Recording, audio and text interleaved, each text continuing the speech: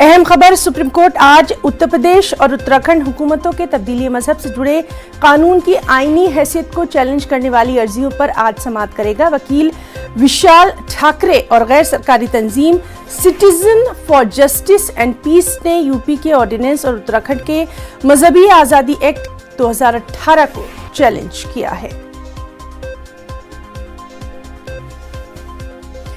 दिल्ली से हमारे साथ इस वक्त मौजूद हैं हमारे साथी सुशील पांडे।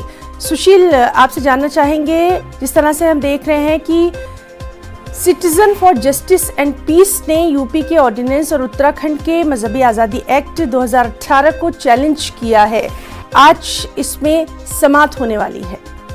बिल्कुल हिना, इस पूरे मामले पर आज सुनवाई होने वाली है। यूपी और उत्तराखंड में लव जिहाद कानून को लेकर जो फिलहाल लागू किया गया था उसको चैलेंज किया गया है, जिस पर पिछली सुनवाई के दौरान सुप्रीम कोर्ट ने केंद्र सरकार, उत्तर प्रदेश सरकार और उत्तराखंड सरकार को नोटिस जारी किया था। उम्मीद ये है कि आज इस पूरे मामले पर केंद्र सरकार की तरफ से और राज्य सरकारें यूपी और उत्तराखंड सरकारों की तरफ से सुप्रीम कोर्ट में बताया जाएगा कि वो जवाब क्या दाखिल कर रही हैं और अगर जवाब दाखिल नहीं कर रही हैं तो कब तक दाखिल करेंगी।